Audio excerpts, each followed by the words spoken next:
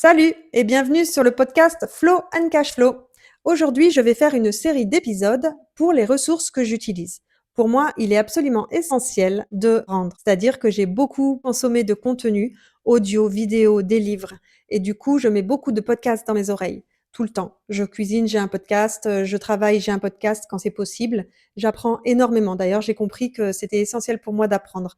Et du coup, je voudrais te partager toutes ces personnes qui étaient sur mon chemin et qui ont, d'une certaine manière, participé à ma croissance parce que pour moi, c'est essentiel de pouvoir partager et de pouvoir faire connaître au plus grand nombre ce qui, moi, m'a aidé.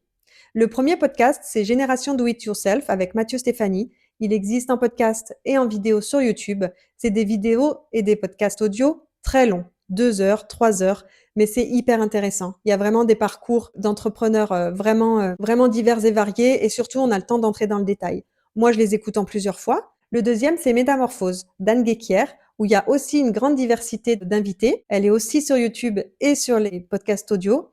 Et de la même manière, il y a une mine d'or d'informations et d'invités. Une autre chaîne YouTube que j'aime beaucoup, c'est celle de Lilou Massé. Elle est hyper intéressante et hyper inspirante. Elle va étudier des sujets très divers qui vont jusqu'à la conscience et beaucoup d'autres thèmes. D'ailleurs, là, j'ai un livre qui m'a beaucoup inspiré sur les couleurs. Ça a été vraiment hyper intéressant de partager sa vision des couleurs. Une autre chaîne YouTube très intéressante, c'est celle de Fabrice Midal. Moi, j'avais acheté ce livre, Foutez-vous la paix, qui a été vraiment un game changer pour moi. Et c'est vrai que j'ai beaucoup aimé certains de ses invités sur sa pratique de la méditation. Il y a d'autres vidéos qui sont hyper intéressantes. J'avais aussi acheté son livre, c'est Franck Nicolas. Je ne suis pas du tout sponsorisée pour ces épisodes. Et d'ailleurs, si certaines personnes veulent venir discuter sur ce podcast de leurs livres et de leur chaîne, ça sera avec un grand plaisir. Mais en tout cas, là, c'est vraiment les ressources qui, moi, m'ont aidé. Ensuite, il y a un autre livre, c'est l'Almanach. C'est hyper passionnant. C'est un entrepreneur américain passionnant à lire. Dans les prochains épisodes, je te partagerai des ressources plus spirituelles ou sur d'autres thèmes un peu plus variés. C'était Chloé. Belle journée!